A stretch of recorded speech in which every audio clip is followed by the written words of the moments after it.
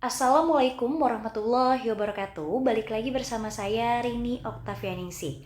Pada kali ini kita akan membahas bocoran soal asli UTBK lagi nih teman-teman ya. Ibu udah punya dan udah menyiapkan bocoran soal asli pengetahuan kuantitatif hari kedua. Kalau kemarin kita sudah membahas PK hari pertama, nah sekarang kita akan membahas PK hari kedua. Buat teman-teman di sini semuanya, semoga soal-soal yang Ibu bahas ini merupakan dan menjadikan referensi teman-teman untuk belajar ya. Jadi semakin banyak lagi latihan, semakin banyak lagi pengerjaan kalian gitu. Semoga makin bertambah nilai-nilai yang udah pernah kalian cetak sebelumnya. Dan otomatis semoga kalian lolos UTBK 2025 tentunya. Oke, sekarang kita akan bahas nomor 1. Barisan aritmatika U1, U2, U3, dan seterusnya yang semua sukunya bilangan bulat memiliki beda 5. Apakah U2025 ganjil? Putuskan apakah pernyataan 1 dan 2 berikut cukup untuk menjawab pertanyaan tersebut. Pernyataan yang pertama, U1 dikali U2 itu genap. Pernyataan kedua, U2 dikali U4 itu ganjil. Nah, sekarang pertama di sini kan dia ada barisan aritmatika. Ini nih, teman-teman pasti nggak asing sama soal ini karena sudah ada di PK hari pertama. Cuma beda yang ditanyain aja teman-teman ya. Barisan aritmatika rumusnya adalah UN sama dengan A ditambah N dikurang 1 dikali B. Berarti kalau yang ditanya adalah U2025 sama dengan A ditambah 2025 dikurang 1 jadi 2024 dikali 5. Nah, sekarang di sini ada 2024 dikali 5. Kira-kira kalau genap dikali dengan ganjil jawabannya adalah genap. Tapi apakah kita langsung bisa menentukan 2025 itu ganjil atau genap? Dari pernyataan ini kan nggak bisa ya, karena kita nggak tahu nilai A-nya. Jadi 2025 itu genap atau ganjil ini tergantung pada nilai A-nya berapa. Nah, sekarang kita akan coba buktiin dari pernyataan yang pertama. Pernyataan yang pertama dia bilang kalau U1 berarti kan U1 itu adalah A. U2 berarti kita substitusikan aja ke dalam rumus, berarti jadi A ditambah 1 dikali B, berarti B-nya adalah 5 ya. Berarti A ditambah 5 sama dengan genap. Sekarang kita buktikan, kalau misalkan A-nya kita substitusi jadi genap, jadi A-nya ini misalkan genap, berarti kan kalau A-nya ini genap ditambah ganjil, jadi ganjil sama dengan, ini genap ya berarti. Oke, kalau misalkan A-nya ini Ibu ganti menjadi ganjil, berarti ganjil ditambah ganjil jadi genap. Ini sama dengan genap. Berarti ini A-nya bisa ganjil, bisa genap dong. Kita belum tahu nih berarti. Dari pernyataan yang pertama, dia belum bisa dikatakan memenuhi persyaratan karena kita nggak tahu nilai A-nya bisa genap, bisa ganjil dari pernyataan ini gitu ya. Jadi nggak cukup untuk nomor 1 saja menjawab pertanyaan kita.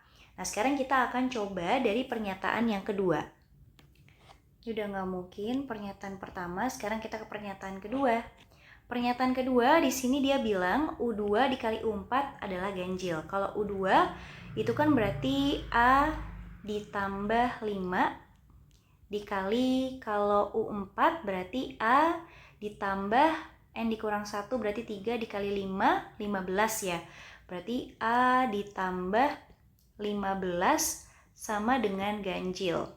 Berarti kita coba nih teman-teman. Yang pertama, kalau kita mau coba ganjil gitu ya, A-nya ganjil, berarti ganjil ditambah ganjil itu, misalkan kita coba ganjil ya, jadi genap. Kalau ganjil ditambah ganjil jadi genap. Nah, genap dikali genap nggak mungkin kayak 2 dikali 2 jadi ganjil. Ini pernyataannya salah. Kalau misalkan kita mau coba coba ganjil ya. Berarti kalau coba genap, berarti misalkan kita punya 2. Sekarang kita coba nih, kalau kita substitusikan genap. Berarti kan misalkan kita punya genap ditambah ganjil, jadi ganjil ya. Ya betul. Misalkan kita punya 2 nih ditambah 5 jadi ganjil. 2 ditambah 15 jadi ganjil. Nah ini ganjil dikali ganjil itu adalah ganjil. Berarti di sini kita tahu kalau A-nya itu pasti bilangan genap. Karena kan tadi kita uji coba misalkan A-nya genap. Karena A-nya genap berdampak ganjil gitu ya. Karena 2 ditambah 5 kan jadi 7 ganjil. 2 ditambah 15 jadi 17 ganjil. Ganjil kali ganjil, ganjil. Kan gitu ya. Jadi A-nya genap, maka kita bisa menentukan 2025 itu adalah A-nya genap. Kan gitu ya teman-teman ya. Berarti jawaban yang mana nih? Berarti 2 itu cukup untuk menjawab pertanyaan, tetapi pernyataan 1 saja tidak cukup ya. Berarti jawabannya adalah yang B. Gitu ya teman-teman ya. Semoga dapat dipahami. Oke, sekarang kita akan lanjut ke soal nomor 2. Di mana soal nomor 2, untuk setiap bilangan bulat Y didefinisikan Y sama dengan Y dikurang 5 dibagi Y tambah 3 jika Y kurang dari atau sama dengan negatif 5. Yang kedua, Y ditambah 5 dibagi Y dikurang 1 jika negatif 5 kurang dari Y kurang dari 1. Yang ketiga, 2 dikurang Y kuadrat jika Y lebih besar dari atau sama dengan 1. Pilihannya 6 ditambah 3 sama dengan gitu ya. Dia minta untuk tentukan nilainya gitu ya. Sekarang teman-teman pasti bingung di sini. Ini ada interval teman-teman ya. Tapi di sini dinyatakan dalam notasi matematika. Y kurang dari atau sama dengan negatif 5. Berarti kalau teman-teman punya garis bilangan, di sini misalkan ada negatif 5. Berarti kalau dia kurang dari, dia ke kiri teman-teman, semakin ke kiri. Berarti kalau semakin ke kiri semakin berkurang. Negatif 5, negatif 6, negatif 7, kayak gitu. Nah kalau negatif 5 sampai 1, berarti teman-teman punya interval kayak gini. Di sini ada negatif 5 sampai ke 1. Berarti di sini memenuhi apa? Negatif 5, negatif 4, negatif 3, negatif 2, negatif 1, 0 gitu ya. Yang terakhir, berarti kalau teman-teman punya garis bilangan di mana di sini Y-nya lebih besar dari 1. Berarti kalau lebih besar dari 1 semakin ke kanan, berarti semakin besar. Ada 1, 2, 3, dan seterusnya. Berarti kalau teman-teman yang ditanya adalah 6 ditambah 3, teman-teman harus lihat dulu nih. Ini kan ada garis lurus sama kurung kurawal ya. Kita cari yang ininya dulu teman-teman. Yang 3-nya dulu. Dengan cara berarti kita hitung di sini 3 ini berapa gitu ya. 3 masuk ke dalam interval yang pertama, kedua, atau ketiga. Betul, dia interval yang ke-3. Tadi kan udah Ibu jelasin ya. Di sini berarti dia kita substitusikan aja. 2 dikurang 3 dipangkatkan 2. Berarti 2 dikurang 9, yaitu negatif 7. Berarti kita udah punya nilai dari 3 ini adalah negatif 7. Sekarang kita cari deh. 6 ditambah hasil dari 3. Tadi kan negatif 7. Berarti seperti 6 dikurang 7 aja teman-teman. 6 dikurang 7 berarti hasilnya adalah negatif 1. Nah negatif 1 berarti berada di, iya betul, di interval yang kedua nih. Ibu garisin biru ya. Yang ini berarti kita substitusi deh ke dalam persamaannya. Berarti persamaannya di sini menjadi betul Y-nya negatif 1 ditambah 5 dibagi negatif 1 dikurang 1. Negatif 1 ditambah 5 berarti dia 4. Negatif 1 dikurang 1 berarti negatif 2. Maka 4 dibagi negatif 2 adalah negatif 2. Maka jawaban yang tepat untuk menjawab soal nomor 2 adalah yang D, yaitu negatif 2. Semoga dapat dipahami. Oke, sekarang kita akan lanjutkan ke soal nomor 3, di mana soal nomor 3, titik K 4,n terletak pada grafik fungsi fx sama dengan 8x tambah 4 dibagi 11 dikurang 2x. Nilai n sama dengan, di soal nomor 3 ini tinggal kita substitusi aja sebetulnya teman-teman ya. Kita udah punya fungsinya, udah punya titiknya. Dimana titik ini, berarti kan titik itu terdiri dari x, y. X-nya adalah 4, Y-nya adalah N. Kita substitusikan saja, fx itu kan sama dengan Y ya teman-teman ya. Berarti ini kita bisa langsung substitusikan, berarti sini N sama dengan 8 dikali 4 ditambah 4 dibagi 11 dikurang 2 dikali 4. Berarti N sama dengan 8 kali 4 adalah 32 ditambah 4 dibagi 11 dikurang 2 kali 4 adalah 8. Maka N-nya 32 ditambah 4 adalah 36. 11 dikurang 8 adalah 3 ya. Maka N-nya sama dengan 36 bagi 3 adalah 12. Maka jawaban nomor 3, nilai N-nya sama dengan 12. Semoga dapat dipahami. Oke, sekarang kita akan lanjut ke soal nomor 4. 9 bilangan yaitu 1, 3, 7, 2, 5, 4, 6, 7, 2 diurutkan dari yang terkecil hingga terbesar. Jika K dan T berturut-turut mempresentasikan bilangan pada posisi ketiga dan ketujuh setelah diurutkan, nilai 5 kali K dikurang T sama dengan, sekarang teman-teman perhatikan dulu urutannya teman-teman ya. Kalau di hari pertama kemarin, kalau nggak salah soalnya tuh dia minta diurutkan dari yang terbesar ke terkecil. Nah sekarang dia minta diurutkannya itu dari yang terkecil ke yang terbesar, kan gitu ya. Jadi ini harus diperhatikan banget urutannya, karena urutannya menentukan kelanjutan soal yang dimau gitu ya teman-teman ya. Sekarang kita urutin dulu dari yang terkecil. Di sini urutin dulu dari yang terkecil yaitu 1, 2-nya 2 kali, 3, kita tulis dulu ya. 1, 2-nya 2 kali, 3, kemudian 4, 5, 6, 7-nya 2 kali. Oh gampang nih. 4, 5, 6, 7-nya 2 kali. Udah ada 9 belum nih? Kita hitung dulu. 1, 2, 3, 4. Oh, udah. Nah, sekarang dia minta K dan T itu berturut-turut mempresentasikan bilangan posisi ketiga. Berarti posisi ketiga di sini adalah K-nya. Kemudian posisi ketujuh berarti yang ini. 6 ini adalah T-nya. Sekarang kita substitusikan ke dalam nilai yang atau fungsi yang dimau. Berarti di sini kan 5 dikali T-nya adalah 6 dikurang 5 dikali 2 ya, K-nya 2, 5 dikali K dikurang T-nya adalah 6. 5 dikali 2 adalah 10, 10 dikurang 6 adalah 4. Maka dari itu 5 dikali K dikurang T sama dengan 4. Jawaban yang betul adalah yang B. Semoga dapat dipahami. Oke, sekarang kita akan lanjut ke soal nomor 5. Di mana soal nomor 5, grafik fungsi Gx sama dengan x kuadrat ditambah 4x tambah 3 dan hx sama dengan 3x kuadrat dikurang 2x dikurang 5 berpotongan di dua titik berbeda yaitu P, A, B dan Q, C, D.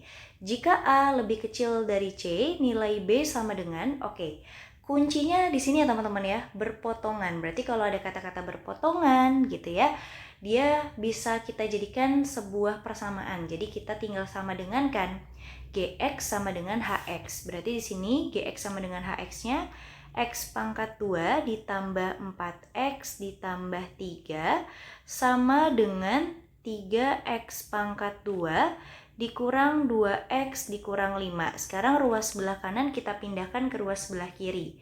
Jadi x kuadrat dikurang 3x kuadrat berarti negatif 2x kuadrat, 4x ditambah 2x jadi 6x, 3 ditambah 5 jadi 8 sama dengan 0. Karena di sini depannya ada 2, negatif 2, dan di sini ada 6, ada 8. Kita bisa bagi aja teman-teman langsung. Kita bagi supaya dia lebih sederhana lagi bilangannya.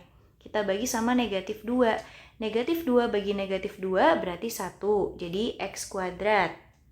Ya, jadi X kuadrat. 6 dibagi negatif 2 jadi negatif 3X. 8 dibagi negatif 2 jadi negatif 4 sama dengan 0. Sekarang kita faktorkan. Nah, sekarang kita faktorkan. Cari yang berapa kali berapa hasilnya negatif 4, yang kalau ditambah hasilnya negatif 3. Berarti di sini kita cari dulu negatif 4. Kalau yang dikali hasilnya negatif 4, berarti negatif 4 kali 1. Apakah negatif 4 kali 1 negatif 4? Iya. Apakah negatif 4 ditambah 1 adalah negatif 3? Iya, betul. Berarti di sini kalau kita buat template pemfaktoran kan gini ya. Di sini X, di sini X, berarti kita pilih di sini negatif 4, di sini positif 1. Maka dari itu di sini X-nya sama dengan 4 atau X-nya sama dengan negatif 1. Nah, nilai X ini teman-teman boleh substitusikan ke salah satu persamaan. Boleh GX, boleh HX, karena nanti hasilnya akan sama. Misalkan ibu mau pilih X-nya mau disubstitusi ke persamaan GX, berarti di sini kan jadinya GX G4 ya, berarti ya sama dengan 4 pangkat 2 itu adalah 16 ditambah 4 kali 4 16 ditambah 3. 16 tambah 16 tambah 3 berarti di sini ya betul 35. Maka di sini titiknya menjadi 4,35 ya. Tapi kita nggak tahu nih titik P atau Q kan. Yang kedua, di sini kita punya X-nya sama dengan negatif 1. Berarti G negatif 1 sama dengan, kita substitusikan ke GX ya teman-teman ya. Negatif 1 pangkat 2 berarti 1.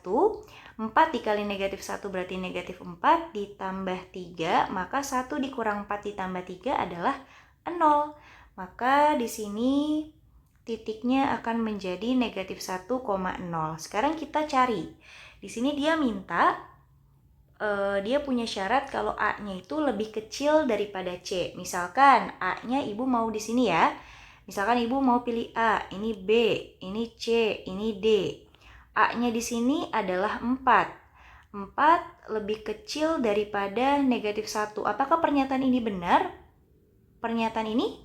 Ya, pernyataan ini adalah pernyataan yang salah. Berarti mungkin kita coba hapus dulu. Mungkin yang ini C, ini D, ini A, ini B. Sekarang kita buktikan. A-nya berarti negatif 1. Lebih kecil dari C-nya adalah 4. Nah, ini pernyataan yang betul. Sedangkan yang ditanya adalah B. Berarti B-nya ada di mana? Ini 0 ya. Berarti dengan kata lain, B-nya sama dengan 0. Jadi jawaban yang tepat untuk menjawab soal nomor 5 adalah 0. Semoga dapat dipahami. Oke, sekarang kita akan lanjut ke soal nomor 6. Di mana soal nomor 6, grafik fungsi Gx sama dengan X kuadrat ditambah 4X tambah 3 dan Hx sama dengan 3X kuadrat dikurang 2X dikurang 5 berpotongan di dua titik berbeda, yaitu P, A, B dan Q, C, D. Tentukan gradien garis yang melewati titik P dan Q. Nah, berarti kan ini ada kaitannya dengan soal sebelumnya ya. Kita lihat dulu nih. Berarti nah, di sini kan tadi kita udah menentukan ya, A, B itu adalah si P. Berarti di sini titik P ya, teman-teman ya. Di sini titik P. Kemudian CD berarti titik Q. Berarti kita tahu nih, kalau P-nya kita tulis dulu ya. Kalau P-nya adalah negatif 1,0 dan Q-nya itu adalah 4,35. Jadi hitungannya prosesnya sama banget teman-teman kayak soal nomor 5, jadi kita diminta untuk menentukan X-nya dulu berapa, kemudian titiknya berapa gitu ya. Jadi nggak usah kita tulis lagi ya, karena memakan waktu. Nah, sekarang perlu digarisbawahi yang ditanya adalah gradien. Ketika yang ditanyakan adalah gradien, maka rumusnya adalah Y2 dikurang Y1 dibagi X2 dikurang X1. Nah, sekarang yang mana sih Y2, yang mana sih Y1? Di sini berarti kita punya nilai di sini X1, Y1, di sini X2, Y2. Berarti Y2 di sini adalah 35, dikurang Y1-nya adalah 0. Dibagi dengan X2 yang kita punya itu adalah 4, dikurang X1 kita adalah negatif 1. Maka 35 dibagi 4 dikurang negatif 1 seperti 4 ditambah 1 yaitu 5. Maka 35 dibagi 5 adalah 7. Maka gradien yang melewati titik P dan Q adalah 7. Jawaban yang tepat adalah yang D. Semoga dapat dipahami. Oke, sekarang kita akan jawab soal nomor 7. Grafik fungsi Gx sama dengan X kuadrat ditambah 4X tambah 3 dan Hx sama dengan 3X kuadrat dikurang 2X dikurang 5 berpotongan di dua titik berbeda, yaitu PA, B dan QC, D.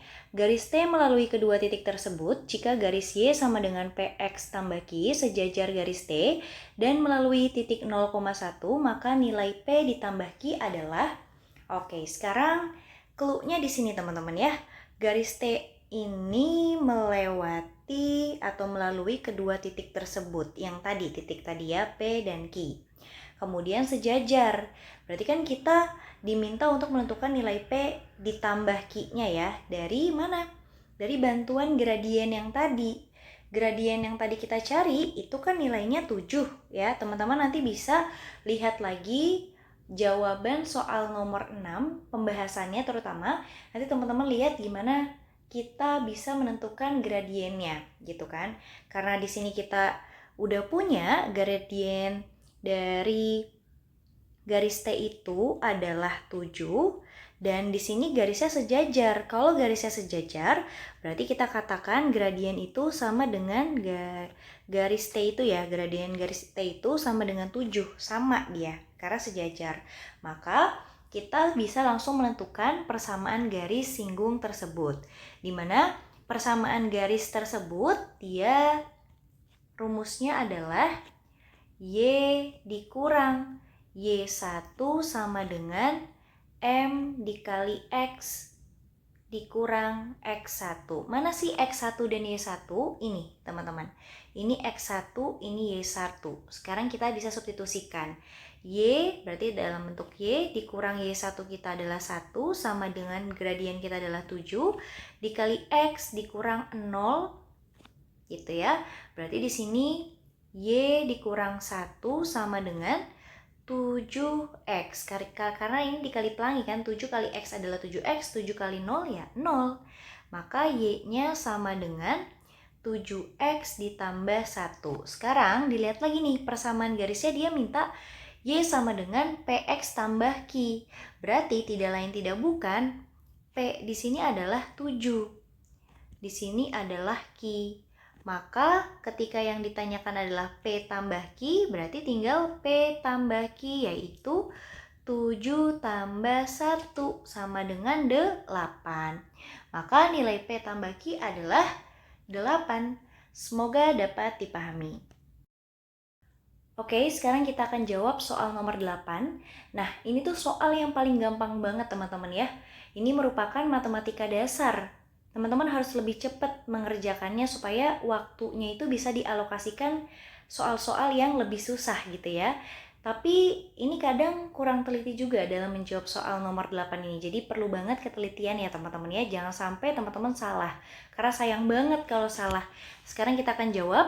Berarti di sini kita punya 2/5 dikali P. Berarti anggaplah kita punya 2/5 P sama dengan 25 dikurang 7 itu adalah 18. Kalau kita mau cari nilai P, berarti sama dengan 18 dikali, tinggal dibalik teman-teman ini tuh. Jadi 5/2 ya. Jadi 5/2 berarti dikali 5/2. Tinggal kita bagi aja. 18 bagi 2 itu adalah 9. 9 dikali 5 adalah P-nya sama dengan 45. Jadi jawabannya adalah 45. Simple banget ya teman-teman ya. Semoga dapat dipahami. Oke, sekarang kita akan jawab soal nomor 9. Di sini fungsi f dengan variabel real x memenuhi 2 pangkat x dikurang 3 kurang dari fx kurang dari akar 3x tambah 2. Di antara pilihan berikut nilai f di x sama dengan 3 yang tidak mungkin adalah. Nah, teman-teman perlu perhatian nih, di sini udah di caps lock ya. Tidak mungkin. Sekarang kita substitusikan x sama dengan 3 ke dalam fungsi yang ada. Berarti di sini 2 pangkat 3 dikurang 3 adalah 0, kurang dari F3, kurang dari akar 3 dikali 3, berarti 9, ya. Kemudian ditambah 2, berarti 2 pangkat 0, sesuatu yang dipangkatkan 0 itu adalah 1. F3 kurang dari akar 3, akar 9 itu adalah 3, 3 ditambah 2 adalah 5. Berarti ini F3-nya itu memuat dari interval yaitu 1 sampai 5. Sekarang kita buktikan. Dari pernyataan 1, apakah 2 masuk ke dalam interval? Ya, 2 itu masuk ya. Kemudian apakah 4 itu masuk ke dalam interval? Ya, karena 1 sampai 5 itu terdiri dari 1, 2, 3, 4, dan 5. 3 otomatis masuk. Nah, ini 6 yang nggak masuk ya kan? Karena di sini sampai 5 aja. Jadi yang tidak mungkin adalah yang 4 saja. Semoga dapat dipahami. Oke, sekarang kita akan jawab soal nomor 10. Di mana soal nomor 10 masih teman-teman pernah lihat soalnya. Jadi bentuknya hampir mirip banget kayak bocoran soal sebelumnya di hari pertama, cuma angkanya aja yang berbeda. Tapi konsep dan pemahamannya sama-sama, ada pemfaktoran, merupakan faktor persekutuan yang ditanya gitu ya. Jadi sekarang kita coba akan kerjakan. Di antara pilihan berikut yang merupakan faktor persekutuan dari 45 pangkat 2 dikurang 450 dan 18 pangkat 2 dikurang 3 pangkat 2 adalah, kita mulai dari yang pertama dulu. Ada 45 pangkat 2 dikurang 450. Ini kalau kita faktorkan, di sini kita boleh faktorkannya yang di depan angkanya adalah 45. Berarti kan 45 pangkat 2 itu berarti 45 kali 45. Kalau 450 berarti 45 dikali 10 gitu ya. Di sini berarti 45. Di sini 45 dikurang 10 adalah 35.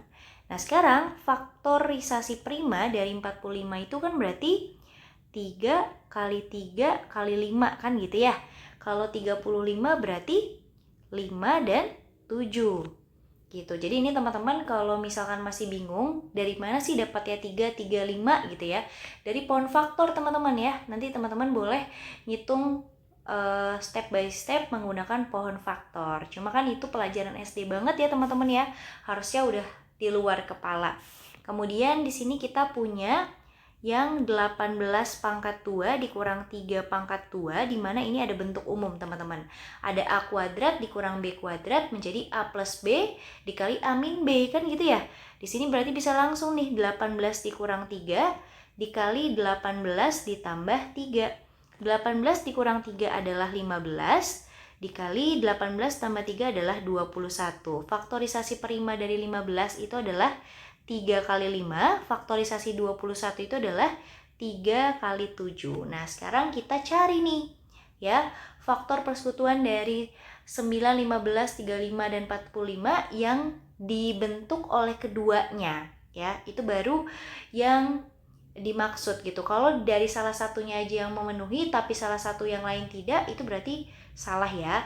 Sekarang kita buktikan yang 9 dulu. Kalau 9 yang di pertama ini, itu kan berarti terbentuk dari 3 kali 3 ya. Di sini 3 kali 3 bisa.